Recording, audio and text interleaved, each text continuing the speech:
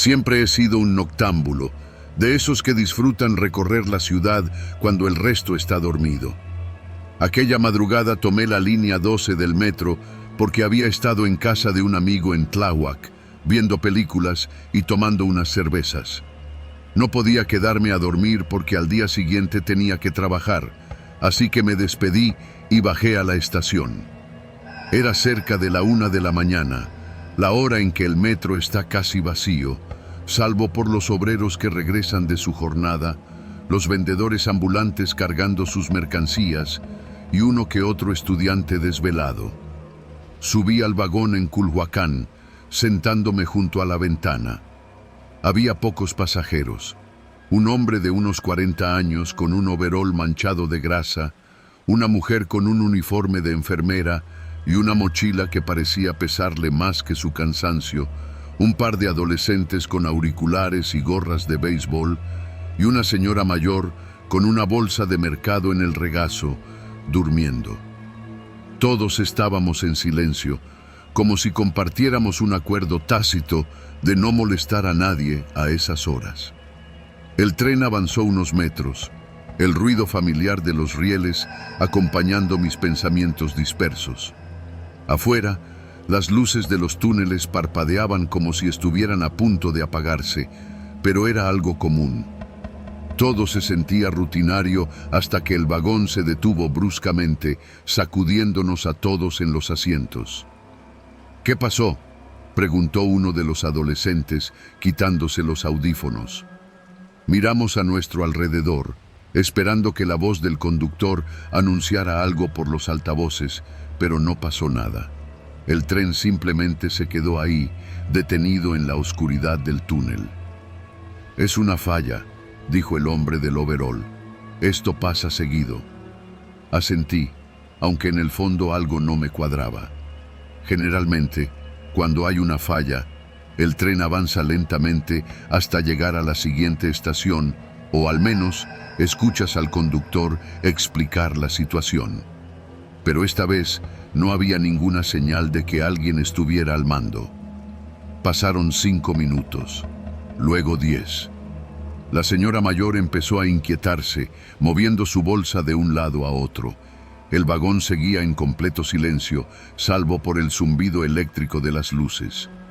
Fue entonces cuando los altavoces finalmente se encendieron, pero no para darnos una explicación tranquilizadora.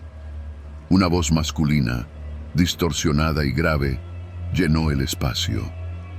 «Buenas noches. Bienvenidos al último viaje de la línea 12. Nos miramos entre nosotros, confundidos. La voz continuó. «Sé que se preguntan qué está pasando. No se preocupen, están a salvo. Por ahora. Pero necesito que todos colaboren. Si no, las cosas pueden volverse incómodas». «¿Qué clase de broma es esta?», gruñó el hombre del overol, levantándose de su asiento. La voz ignoró su protesta. «Primera instrucción. Todos deben dejar sus teléfonos en el suelo, ahora mismo. Si alguien intenta usarlos, habrá consecuencias». Un escalofrío recorrió el vagón. La enfermera fue la primera en sacar su teléfono y colocarlo en el piso, mirándonos con una mezcla de miedo y resignación. Poco a poco, los demás hicimos lo mismo, aunque algunos lo hicimos con reticencia. Yo no quería dejar mi teléfono, pero la forma en que habló esa voz tenía un tono de autoridad que no podía ignorar. El hombre del overol, sin embargo, se negó. «A la chingada con esto. ¿Quién te crees que eres?». Caminó hacia la puerta del vagón y empezó a golpearla, tratando de abrirla por la fuerza. De pronto, las luces del tren parpadearon y se apagaron por completo. Nos quedamos en la más absoluta oscuridad, hasta que una luz roja emergió del techo, bañándonos en un resplandor tétrico. La voz volvió, esta vez más fría. «Advertencia número 1. Aquí las reglas las pongo yo». Un ruido metálico, como el de un cuchillo afilándose, se escuchó a lo lejos, y entonces el hombre del overol se detuvo en seco. «¿Qué fue eso?», susurró la enfermera. «No lo sé», respondí, aunque tenía un mal presentimiento. De repente, un grito desgarrador se escuchó desde el vagón contiguo, tan fuerte que me hizo retroceder de puro instinto. Era un grito de alguien que estaba siendo lastimado, algo que no olvidaré jamás. La señora mayor empezó a llorar, murmurando oraciones. Los adolescentes se abrazaron, visiblemente aterrados. Nadie sabía qué hacer, y la voz regresó, más burlona. Segunda instrucción. Alguien debe caminar al vagón siguiente y traer la mochila que está en el asiento del fondo. Si no, vendré por ustedes. Nadie se movió. ¿Quién en su sano juicio iría al otro vagón después de escuchar ese grito? No sean tímidos. Si pasan 10 segundos y nadie se ofrece, elegiré yo mismo. Los segundos pasaron en un silencio que pesaba como el concreto. Antes de que pudiera procesarlo, los adolescentes señalaron al hombre del overol. Él quiere ir. Pinches chamacos cobardes, gritó el hombre, pero la voz lo interrumpió. Bien, tú serás el elegido. La puerta que conectaba los vagones se abrió automáticamente, revelando un túnel oscuro que olía a humedad y metal oxidado. El hombre del overol se quedó quieto, negándose a avanzar. No voy a hacer esto. No voy a jugar tu estúpido juego. Antes de que terminara de hablar, las luces rojas parpadearon de nuevo y un sonido seco, como de un disparo o un golpe contundente, llenó el aire. El hombre se desplomó de rodillas, llevándose las manos al cuello. Algo brillante y oscuro empezó a brotar entre sus dedos. Sangre. Última advertencia para todos. Sigan las instrucciones o mueren. El cuerpo del hombre cayó al suelo, inerte. Su sangre formó un charco que se extendió lentamente por el vagón. La enfermera gritó, pero la voz la acalló de inmediato. Alguien más, ahora. No tuve tiempo de pensar. Me levanté, como si mis piernas se movieran por sí solas, y caminé hacia la puerta del vagón. Sabía que si no iba, terminaría como el hombre del overol. Cuando crucé al siguiente vagón, el aire se sentía más pesado, casi irrespirable. Había marcas en las paredes, como arañazos profundos, y al fondo estaba la mochila que la voz había mencionado. No había nadie más ahí, pero sentía que me observaban. Tomé la mochila con manos temblorosas y regresé al vagón principal. Al abrirla, encontré algo que nunca olvidaré. Una cámara con un lente pequeño, como esas que usan para espiar, y un montón de fotografías. Eran de nosotros. Cada pasajero del vagón, captado desde distintos ángulos. Algunas fotos eran de esa misma noche, tomadas desde fuera del metro. Alguien nos había estado siguiendo. La voz habló por última vez. Gracias por su cooperación.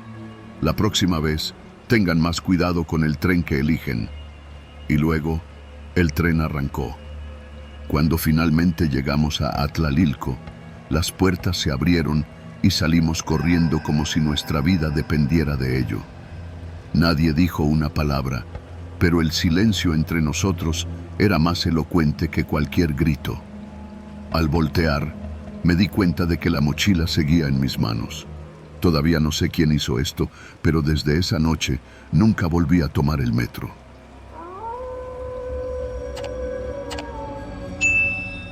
Subirme al metro en hora pico siempre ha sido un acto de supervivencia.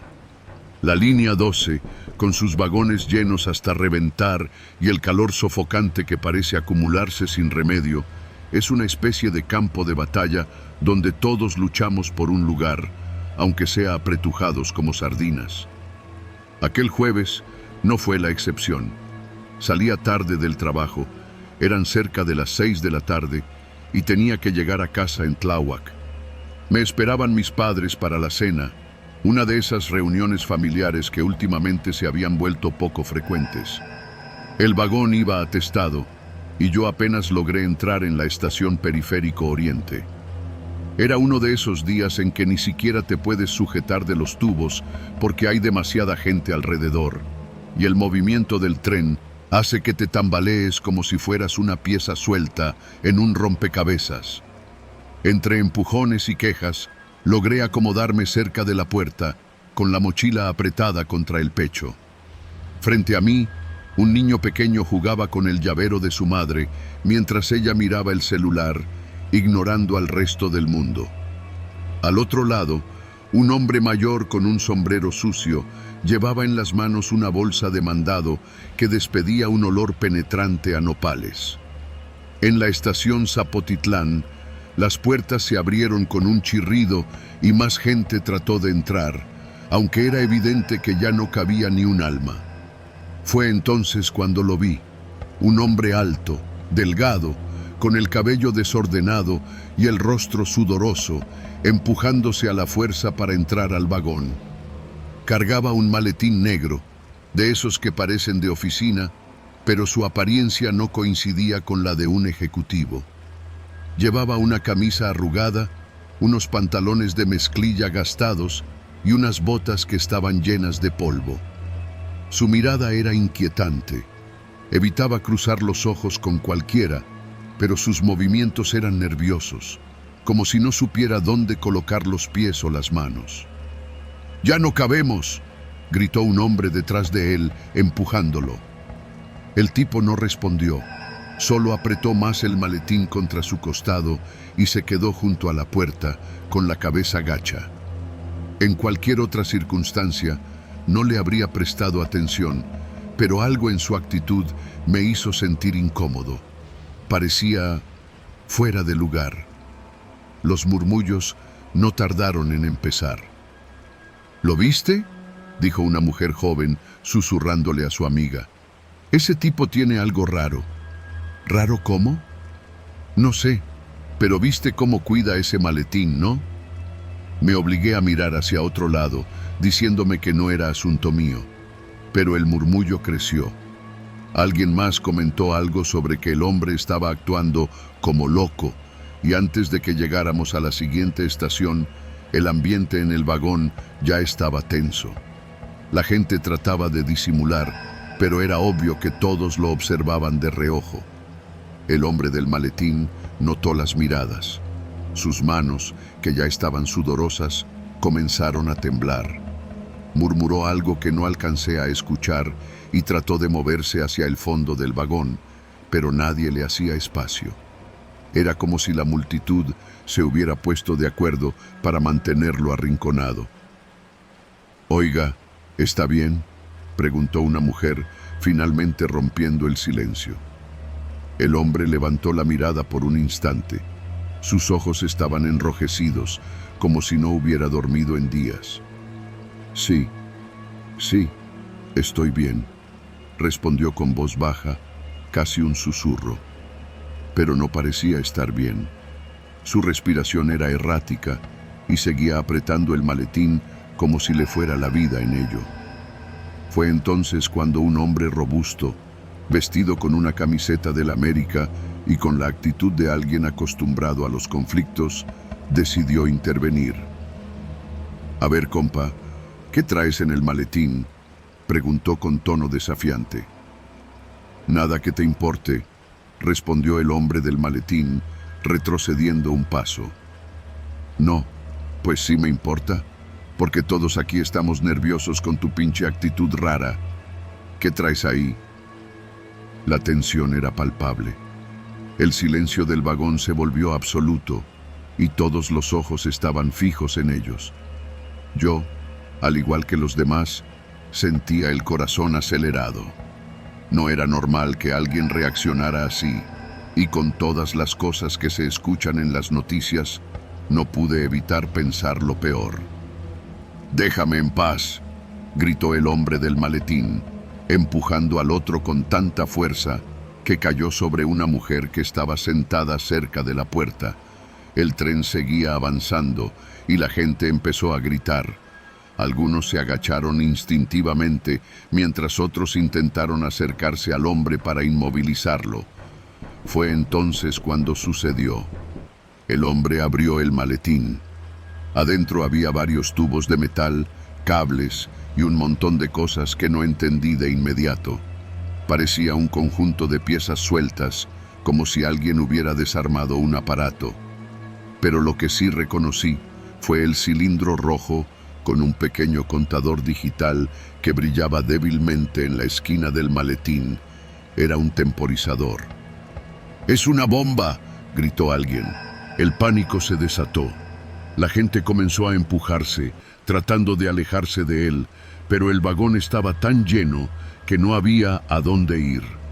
La mujer con el niño empezó a gritar, abrazándolo con fuerza. La señora de los nopales se desmayó.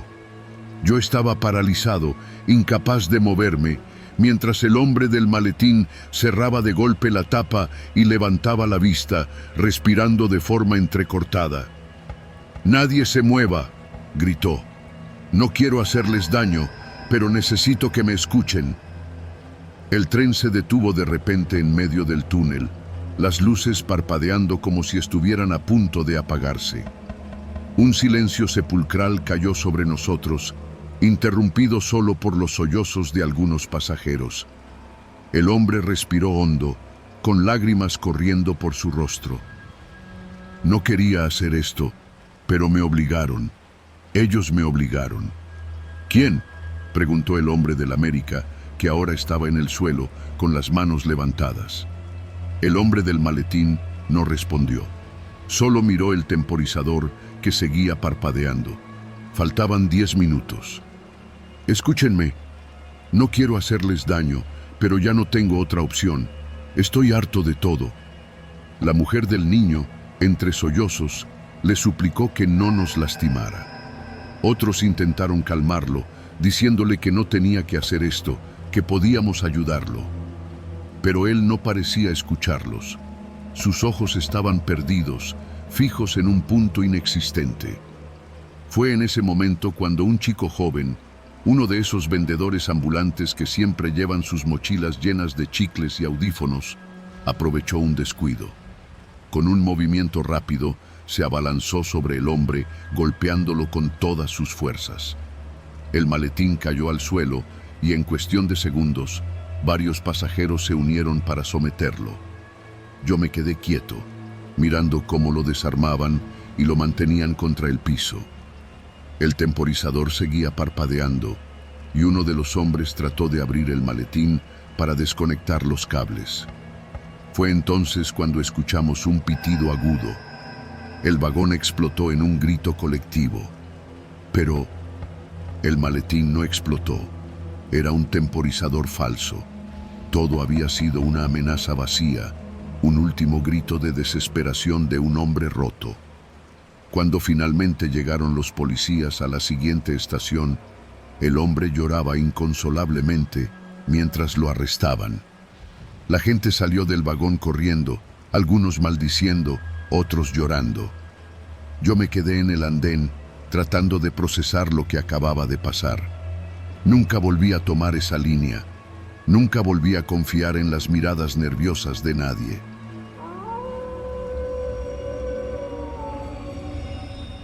Era casi medianoche cuando abordé el último tren de la línea 12 en Tláhuac.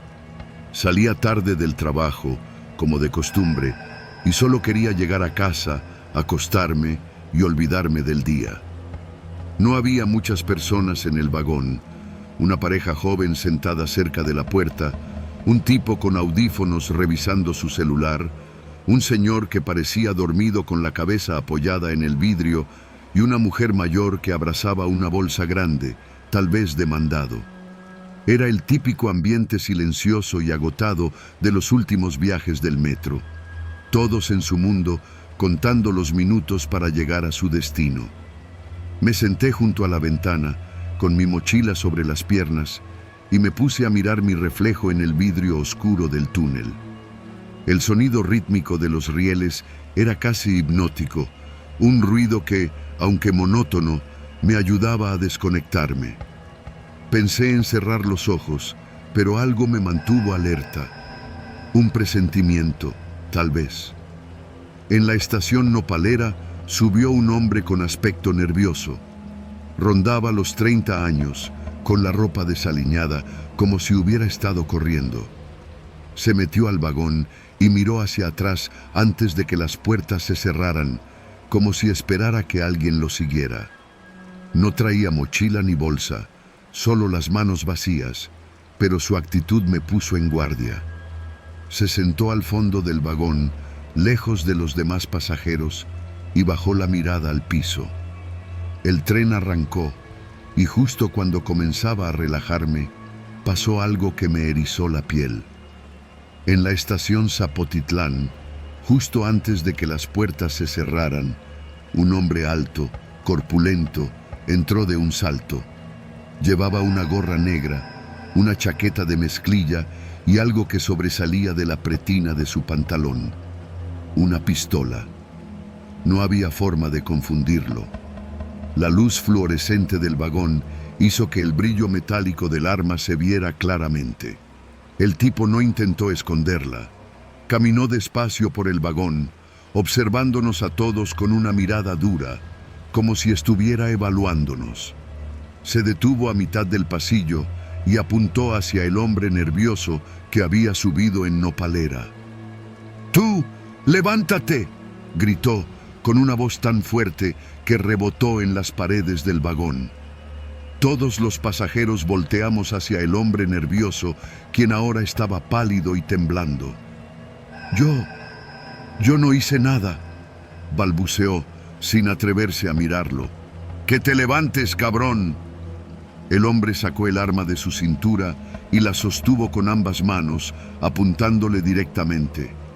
El tren seguía avanzando, y en el vagón no se escuchaba más que el ruido de los rieles y la respiración entrecortada de los pasajeros. Nadie se movía, nadie hablaba. Todos estábamos congelados en el lugar, sin saber qué hacer. El hombre nervioso se levantó lentamente, con las manos en alto. «Por favor, no me hagas daño». «¿No te haga daño?», se burló el agresor, dando un paso hacia él. ¿Sabes lo que hiciste? ¿Crees que no iba a encontrarte? El hombre nervioso negó con la cabeza, desesperado. «Yo no hice nada, te lo juro». El agresor rió, pero no era una risa normal. Era amarga, cargada de odio. «¿Nada? ¿Crees que mataste a mi hermano y que no iba a pasar nada?». Esas palabras cayeron como un balde de agua fría en el vagón. Algunos pasajeros comenzaron a murmurar, mientras otros bajaban la mirada, tratando de no llamar la atención. Yo seguía sentado, inmóvil, con las manos apretadas sobre mi mochila, rezando para que no se fijara en mí. El hombre nervioso intentó dar un paso atrás, pero el agresor lo tomó del cuello de la camisa y lo empujó contra una de las puertas. «Contéstame, desgraciado». «Fue un accidente», susurró el hombre, con los ojos llenos de lágrimas. «No quería, no sabía que estaba armado». El tren frenó de golpe. Estábamos entre las estaciones Periférico Oriente y Tezonco, en medio del túnel oscuro. Las luces del vagón parpadearon y el ambiente se volvió aún más sofocante. La pareja joven comenzó a susurrar entre ellos, probablemente planeando cómo salir de ahí. La mujer mayor, en cambio, abrazaba su bolsa con tanta fuerza que parecía que se estaba aferrando a la vida misma. El agresor levantó la pistola y apuntó al techo del vagón. Disparó una vez. El estruendo fue ensordecedor y el eco del disparo resonó por todo el tren. «Todos cállense», gritó, volviendo a apuntar al hombre nervioso. «Nadie va a salir de aquí hasta que este cabrón me diga por qué lo hizo». La pareja comenzó a llorar. El hombre mayor, que parecía dormido, despertó sobresaltado y levantó las manos, aunque nadie lo estaba apuntando. Yo, como los demás, trataba de no respirar muy fuerte, de no hacer nada que pudiera provocar al tipo armado. El agresor volvió a mirar al hombre nervioso, que ahora estaba de rodillas, sollozando. «Por favor, no fue mi culpa». «Cállate, cállate», o te juro que aquí se acaba todo. En ese momento, las luces del vagón parpadearon de nuevo y el tren comenzó a moverse lentamente. Por los altavoces, una voz anunció que la policía ya estaba en camino. El agresor giró la cabeza hacia la puerta, como si evaluara sus opciones. Nadie se mueve. Si alguien intenta algo, todos se van conmigo. Yo sentí un impulso, un deseo desesperado de hacer algo. Estaba a pocos metros de él, y la mochila sobre mis piernas pesaba lo suficiente como para servir como arma improvisada. Pero no podía moverme. ¿Y si fallaba? ¿Y si disparaba antes de que pudiera hacer algo?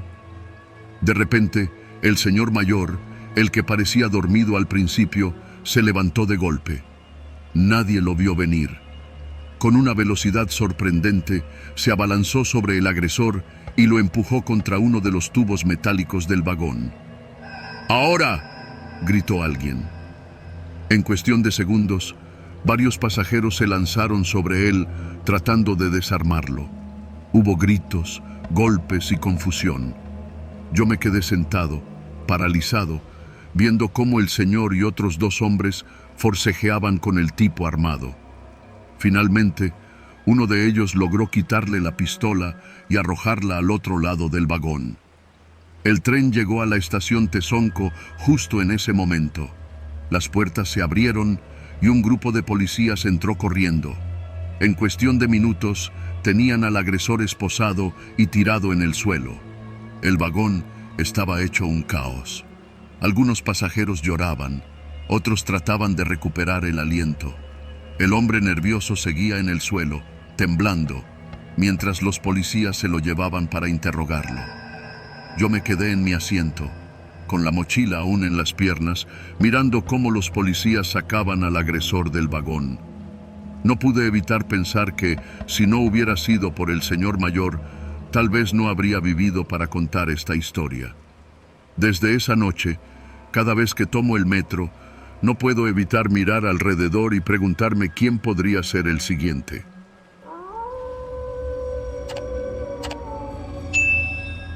Trabajar de noche siempre me ha resultado más tranquilo. La ciudad se vacía, los ruidos disminuyen, y aunque las estaciones de la línea 12 del metro no son precisamente un lugar que inspire calma, el silencio nocturno tiene algo que me reconforta. Mi turno como encargado de la seguridad empezaba a las 11 y terminaba a las 6 de la mañana. Básicamente, tenía que monitorear las cámaras de vigilancia, reportar cualquier irregularidad y asegurarme de que nada ni nadie se metiera a las estaciones. Nada fuera de lo normal, hasta esa noche. Era martes, y como siempre, llegué a la caseta de control de la estación Tlaltenco con un café recién comprado en el Oxxo y un cigarro detrás de la oreja. Me senté frente a los monitores, revisé que todas las cámaras estuvieran funcionando y me dispuse a pasar las siguientes horas revisando las pantallas. Por lo general, lo más emocionante que veía eran ratas corriendo entre las vías o de vez en cuando algún borracho que se colaba en la estación por error. Sin embargo, esa noche algo se sintió raro desde el principio. No sabría explicar exactamente qué era, pero había un silencio diferente. No era el silencio normal de las madrugadas, sino algo más pesado, más tenso. A la media hora de comenzar mi turno, noté que una de las cámaras de la estación Tláhuac dejó de transmitir. ¿Otra vez?, murmuré para mí mismo, suspirando mientras ajustaba los controles. No era raro que algunas cámaras fallaran. El sistema de vigilancia no era precisamente de última generación, y los recortes presupuestales ya habían retrasado las reparaciones varias veces. Sin embargo, cuando intenté reiniciarla desde la consola, no funcionó. La pantalla seguía completamente en negro. Mientras revisaba los controles, noté algo que me puso en alerta. Una segunda cámara dejó de transmitir y luego una tercera. Todas en la misma área, cerca de las vías entre Tlaltenco y Tláhuac. Esto ya no era una simple falla técnica. Respiré hondo y tomé mi radio. Control, aquí Torres. Hay un problema con las cámaras en el sector 2. Voy a revisar personalmente. Cambio. La respuesta fue rápida, aunque poco tranquilizadora. Entendido, Torres. Mantén comunicación constante. Tomé mi linterna, ajusté el chaleco de seguridad y me dirigí hacia las vías. La entrada al túnel siempre me había parecido intimidante.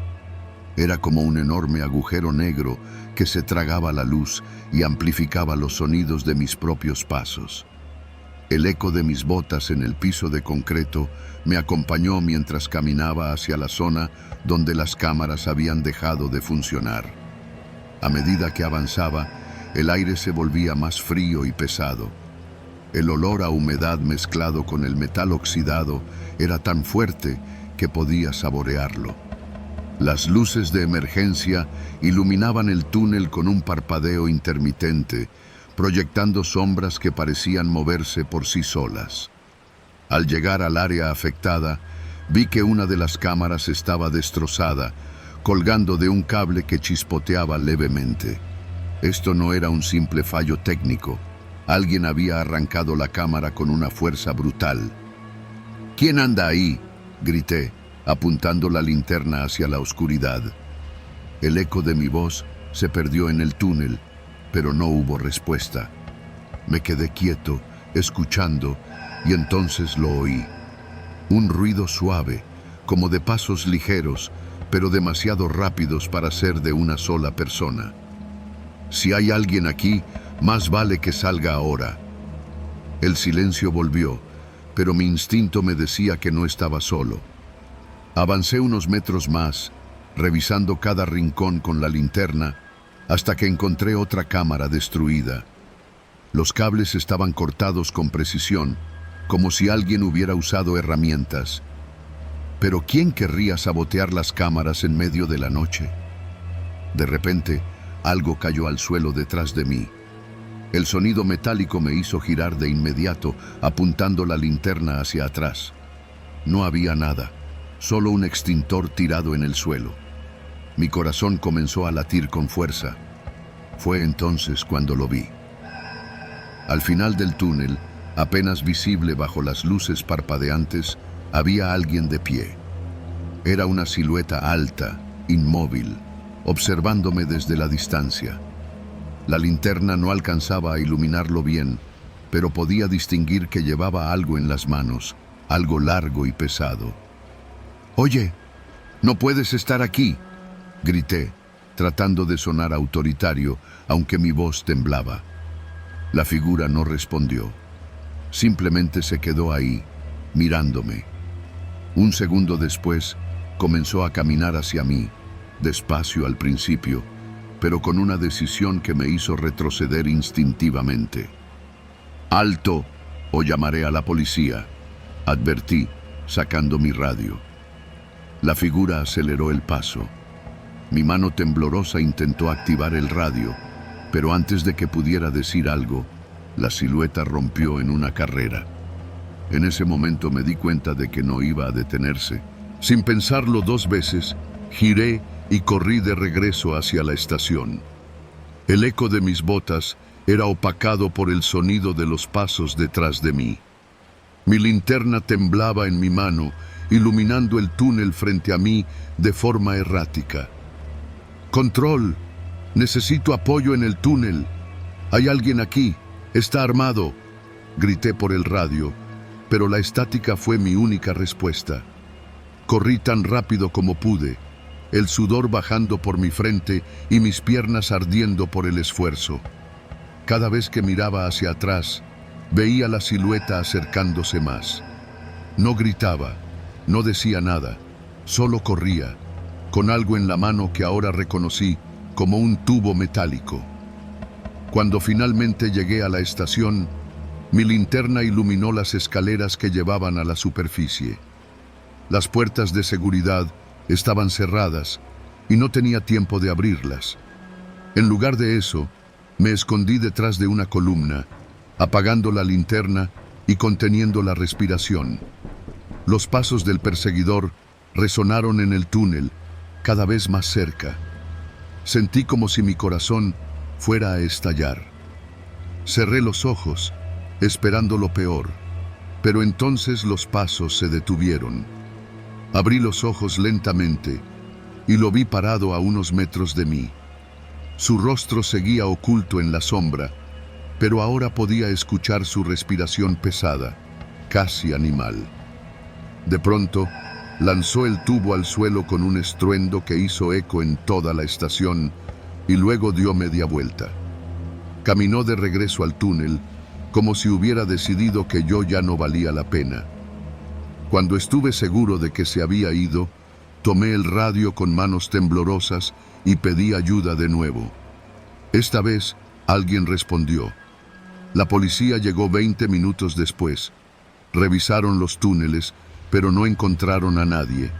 Solo quedaron las cámaras destruidas y el tubo que había dejado caer. Desde esa noche, no volví a trabajar en la línea 12. Pero cada vez que paso cerca, no puedo evitar mirar hacia las entradas de los túneles, esperando no volver a ver esa silueta.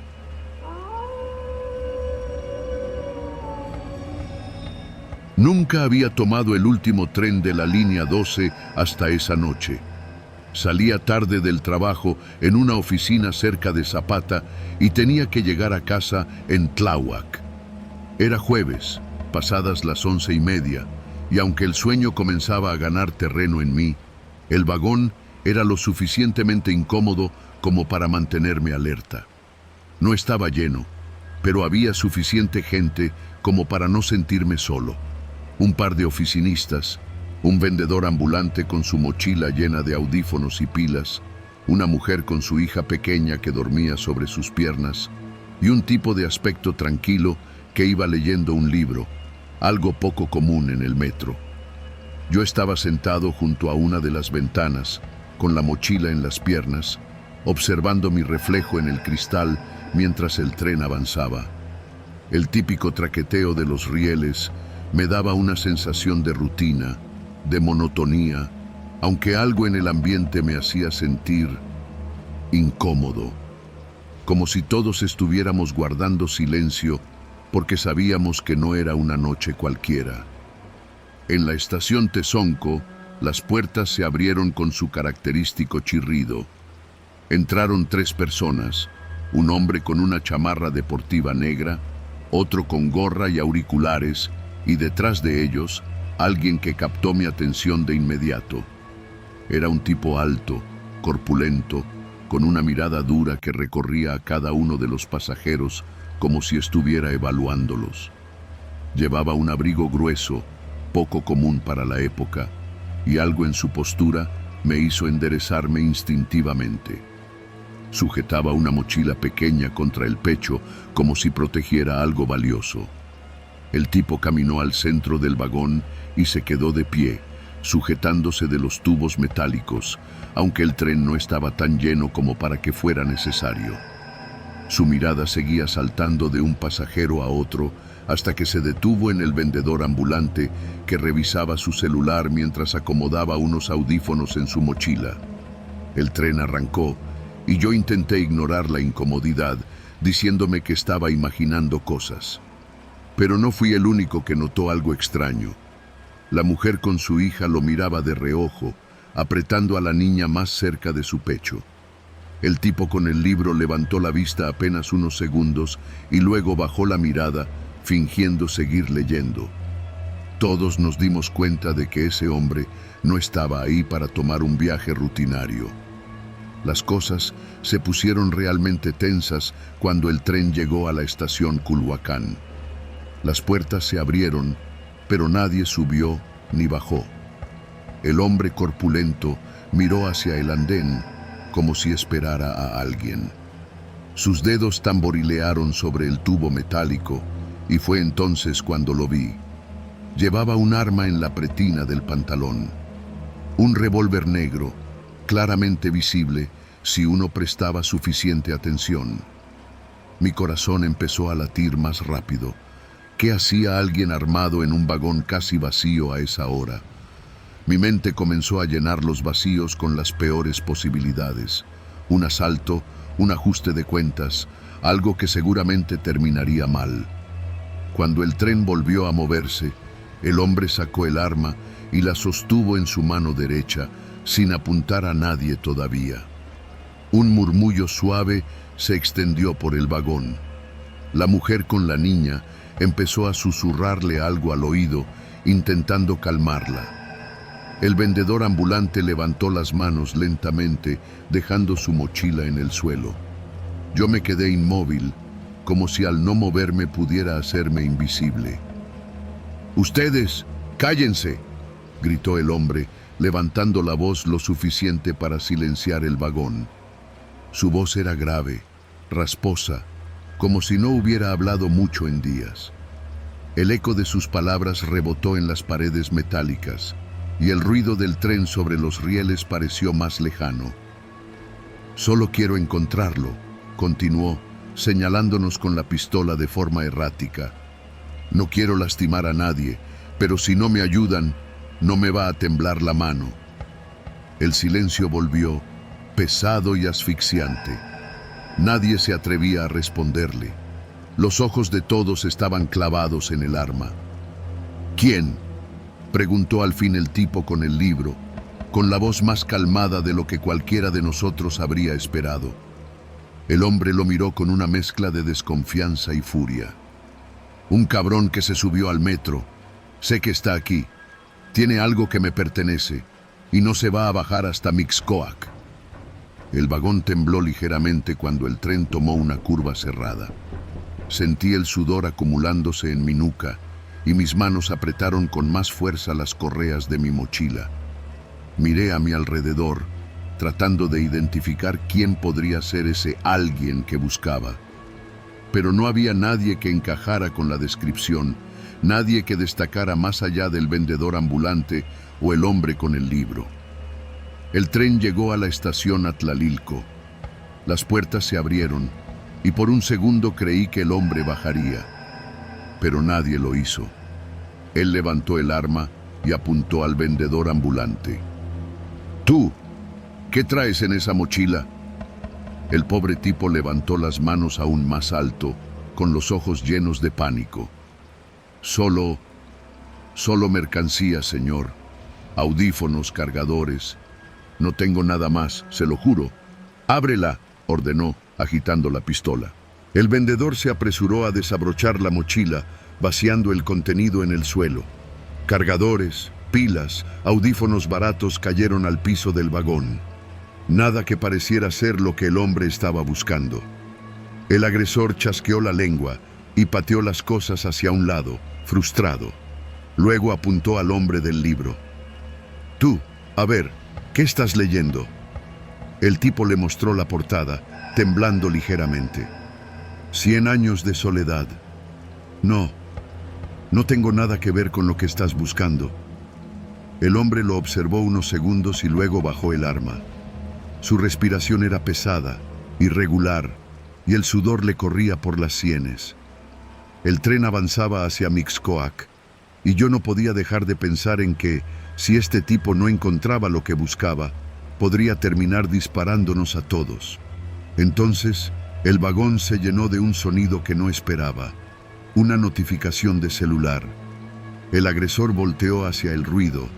Era el teléfono del vendedor ambulante que había quedado en el piso junto a su mercancía.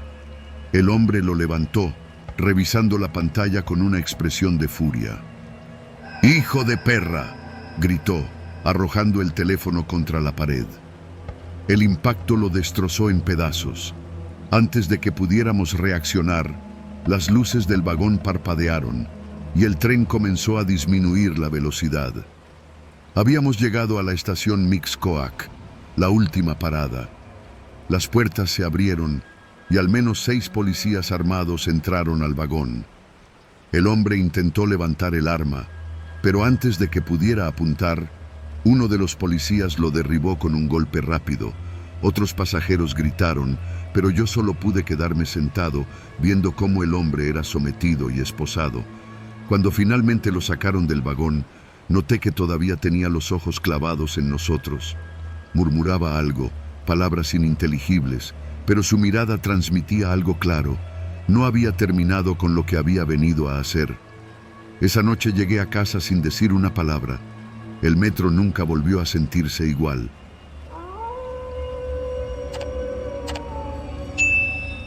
Siempre quise escribir historias que importaran. No sobre la política de siempre o los escándalos de famosos, sino sobre las cosas que nadie quiere ver. Así fue como terminé investigando los rumores de una red de tráfico de personas que, según varias denuncias anónimas, operaba en la línea 12 del metro de la Ciudad de México. Había leído suficientes reportes como para saber que algo extraño estaba pasando. Jóvenes desaparecían cerca de estaciones como Atlalilco y Zapotitlán, dejando detrás pocas pistas. Un celular tirado, una mochila abandonada en los andenes. Nadie sabía exactamente cómo se llevaban a las víctimas, pero había un patrón claro. Todas eran mujeres entre 16 y 30 años, captadas al anochecer o en los últimos trenes de la noche. Me asignaron la historia porque conocían mi obstinación. Sigue las pistas, pero no hagas nada estúpido, me dijeron en la redacción. Claro, no haría nada estúpido, hasta que lo hice. Para entender cómo operaban los traficantes, tuve que convertirme en un pasajero más de la línea 12. Durante semanas, tomé los trenes a diferentes horas, recorriendo estaciones y observando a la gente.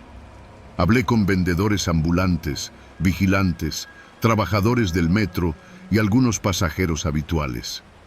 Aunque nadie lo decía abiertamente, los rumores eran claros. Algo pasaba en esas estaciones. Fue en Atlalilco donde encontré mi primera pista sólida. Un vendedor de dulces me contó que había visto a hombres sacando a chicas adormiladas por las salidas de emergencia. Se las llevan como si estuvieran borrachas, pero no están borrachas. Es otra cosa, dijo, mirando nervioso hacia los extremos del andén, como si temiera que alguien lo escuchara. Me dio una descripción de los hombres, robustos, con gorras y mochilas negras, siempre en grupos de 3 o 4. Después de varios días siguiendo el rastro, algo finalmente ocurrió. Era un miércoles cerca de las 10 de la noche, y yo estaba sentado en uno de los últimos vagones, fingiendo revisar mi celular. La estación Zapotitlán estaba casi vacía, excepto por 2 hombres que cumplían con la descripción del vendedor. Los vi subirse al tren, acompañados de una chica joven que parecía no poder mantenerse en pie. Me acerqué lo suficiente para ver mejor. Ella tenía la cabeza gacha, el cabello le cubría el rostro y su cuerpo tambaleaba como si estuviera a punto de desmayarse. Los hombres la sostenían por los brazos, pero no se veía como si estuvieran ayudándola. Más bien, parecía que la arrastraban. Sentí un nudo en el estómago. Tenía que hacer algo. El tren arrancó y aproveché el movimiento para acercarme más. Fingí que buscaba algo en mi mochila mientras escuchaba su conversación. «Ya está lista», dijo uno de los hombres, en voz baja. «En Tláhuac nos esperan. No hay que cagarla esta vez». Mi corazón empezó a latir con fuerza. Tenía que reportar esto, pero no podía usar mi celular sin levantar sospechas. El vagón estaba casi vacío, y cualquier movimiento podría delatarme. Decidí seguirlos hasta Tláhuac y llamar a la policía una vez que bajaran. Pero no llegamos a Tláhuac. El tren frenó bruscamente en el túnel entre Periférico Oriente y Tezonco. Las luces parpadearon y luego se apagaron por completo, dejando el vagón en una oscuridad sofocante. El silencio fue interrumpido solo por los murmullos de los hombres y los quejidos débiles de la chica. «¿Qué pasa?», preguntó uno de ellos irritado. «No sé, pero algo no está bien». Saqué mi celular con cuidado, usando la pantalla como linterna.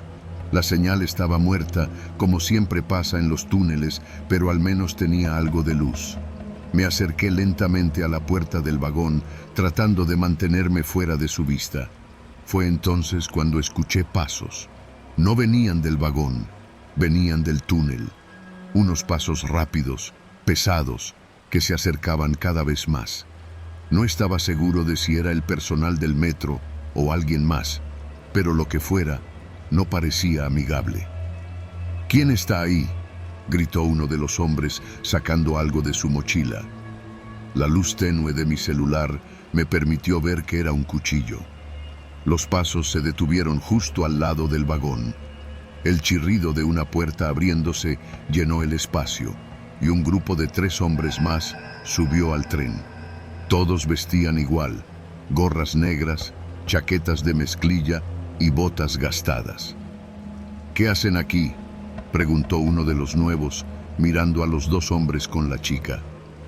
El tren se detuvo. ¿Qué crees que estamos haciendo? Cálmate. El jefe dice que cambiaron el plan. No vamos a llegar a Tláhuac. ¿Y ahora qué? Nos bajamos aquí.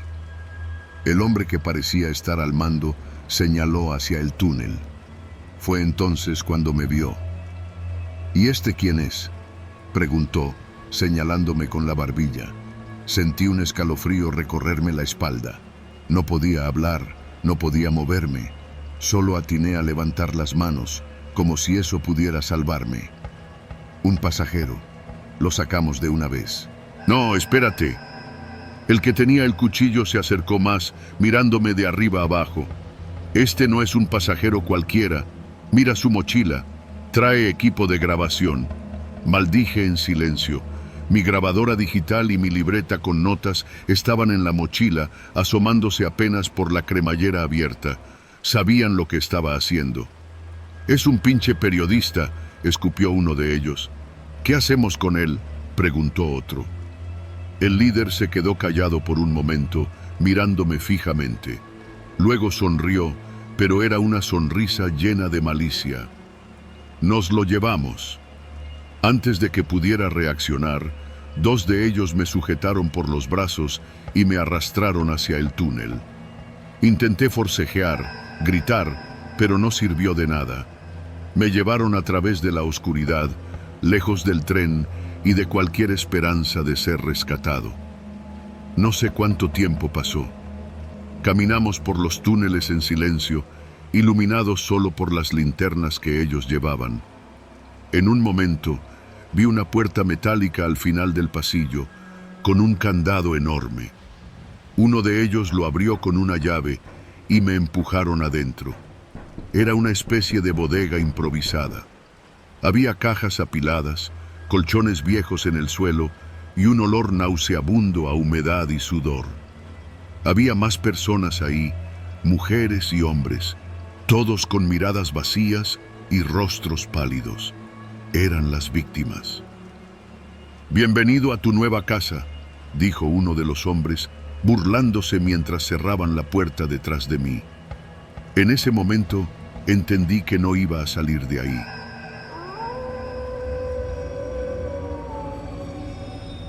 Siempre tomo el metro para ir al trabajo, como la mayoría en esta ciudad. No hay de otra. La línea 12 es una de las más nuevas, pero también una de las más problemáticas. Ya sabes, el típico inaugurada con bombo y platillo y, meses después, llena de fallas. Aún así, era mi ruta de todos los días, desde Mixcoac hasta Culhuacán. A veces me quejaba del calor, del empujón de algún desconocido, de los vendedores ambulantes que no te dejan escuchar tus pensamientos. Pero nunca imaginé que un día desearía volver a esa rutina. Desearía que todo fuera tan simple como un vagón lleno en hora pico. Era un lunes como cualquier otro. Pasadas las 6 de la tarde, el vagón estaba abarrotado de gente. El sudor y el cansancio se sentían en el aire. Podía ver en las caras de los pasajeros que todos querían llegar a casa. Yo iba de pie, sujetándome del tubo mientras mi mochila me golpeaba el costado con cada movimiento del tren. Una señora se aferraba a una bolsa de mandado como si llevara algo valioso, y a mi lado un joven con audífonos tarareaba en voz baja una canción que no lograba reconocer. Nada fuera de lo normal. El tren frenó en seco cuando íbamos entre Atlalilco y Culhuacán. No fue el frenado habitual que hace cuando llega a una estación. Fue más brusco, como si algo lo hubiera obligado a detenerse de golpe. Algunos pasajeros gritaron por la sorpresa y yo casi pierdo el equilibrio. ¿Qué pasó?, preguntó un hombre en voz alta, pero nadie respondió. Las luces del vagón parpadearon y luego se apagaron por completo, dejándonos en una oscuridad casi total. Un zumbido eléctrico resonó en el túnel y de pronto el tren comenzó a temblar. No como cuando pasa por una curva, sino un temblor que venía desde abajo, desde las entrañas de la tierra. ¡Un terremoto!, gritó alguien, y en ese momento el verdadero caos comenzó. El suelo se sacudió con tanta fuerza que varios cayeron al piso. Escuché un estruendo ensordecedor, como si algo gigantesco se hubiera partido en dos. Un lado del vagón se inclinó hacia abajo y las personas comenzaron a gritar y a aferrarse a lo que podían. Yo caí sobre alguien, una chica que también gritaba, pero no podía moverme. Todo pasó en cuestión de segundos, aunque para mí fue como si el tiempo se alargara. Cuando el ruido cesó, el aire estaba lleno de polvo, tan denso que apenas podía respirar. Tosí y traté de moverme, pero mi pierna estaba atrapada debajo de algo pesado. A tientas, encendí la linterna de mi celular y lo que vi me heló la sangre. El vagón en el que estábamos había quedado parcialmente aplastado. Una parte del techo se había derrumbado y el tren estaba ladeado, con el piso inclinado hacia la izquierda. Algunas personas estaban atrapadas bajo los escombros. Escuchaba sus gritos y gemidos. La señora de la bolsa de mandado estaba a mi lado, con la cabeza cubierta de sangre. No se movía. ¡Ayuda!, gritó alguien, una voz desesperada desde el fondo del vagón. Con dificultad, logré liberar mi pierna y me arrastré hacia donde creí que podría ayudar. Había un hombre, uno de los que estaba sentado, intentando levantar un pedazo del techo que había caído sobre una mujer. Yo no sabía qué hacer, pero lo ayudé. Juntos logramos mover un poco la estructura, pero la mujer no se levantó. Estaba muerta. ¿Qué pasó?, pregunté con la voz quebrada, aunque nadie parecía tener una respuesta. El túnel se cayó, dijo el hombre, sin mirarme. Estaba cubierto de polvo y su rostro tenía una expresión de completo pánico. Estamos atrapados. La palabra atrapados rebotó en mi cabeza como un eco. Miré alrededor y me di cuenta de que lo peor no era el derrumbe. Éramos al menos 15 personas atrapadas en ese vagón, con poco espacio para movernos y un aire que comenzaba a sentirse cada vez más pesado.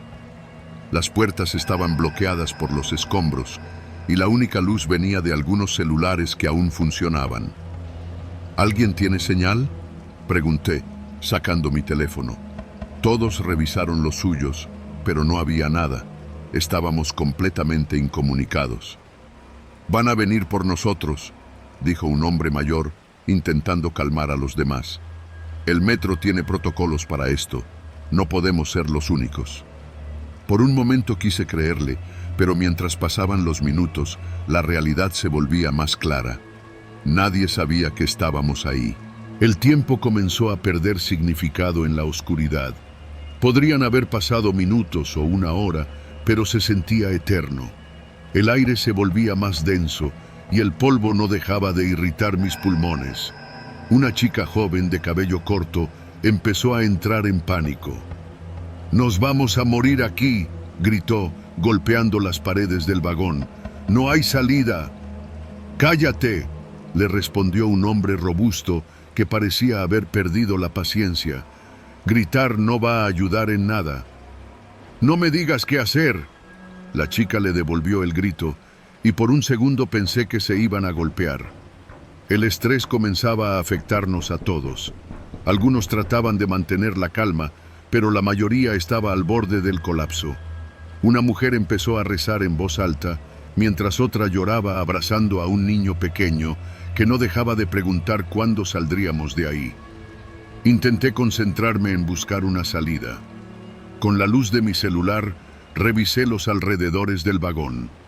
La puerta trasera estaba parcialmente abierta, pero bloqueada por un montón de escombros. «¡Aquí hay una salida!», grité, y varias personas se acercaron. Entre 3 hombres comenzamos a mover los pedazos de concreto y metal, pero era imposible. La puerta no cedía, y cada vez que intentábamos empujarla, más polvo caía del techo. Sentí que el oxígeno en el aire disminuía. «¡Nos estamos quedando sin aire!», dijo alguien, y la frase detonó un nuevo pánico. Las discusiones comenzaron a escalar. El hombre robusto acusó a la chica joven de estar estorbando con su histeria. Otro intentó calmarlo, pero terminó empujándolo. Todo el vagón se llenó de gritos, y luego pasó lo peor. El hombre robusto tomó un pedazo de metal del suelo y lo blandió como si fuera un arma. «Si alguien más grita, lo voy a callar yo mismo», amenazó, con los ojos desorbitados. La gente se quedó en silencio, aterrada. En ese momento entendí que el verdadero peligro no era el derrumbe, sino nosotros mismos. Estábamos al límite y los instintos más básicos comenzaban a tomar el control. No sé cuánto tiempo pasó hasta que escuché un sonido diferente. Era débil, pero claro, el ruido de maquinaria, un rescate. «¡Están aquí!», grité con todas mis fuerzas, y los demás empezaron a golpear las paredes del vagón para hacer ruido. Las voces y las herramientas se acercaron más y más hasta que, finalmente, un rayo de luz iluminó el vagón. Los rescatistas comenzaron a sacar a la gente uno por uno. Yo fui de los últimos en salir. Cuando finalmente estuve afuera, respiré el aire fresco y me desplomé en el suelo. Había sobrevivido, pero algo dentro de mí había cambiado. No fue el colapso lo que me dejó marcado. Fue ver cómo, en las profundidades del túnel, el miedo nos convirtió en monstruos.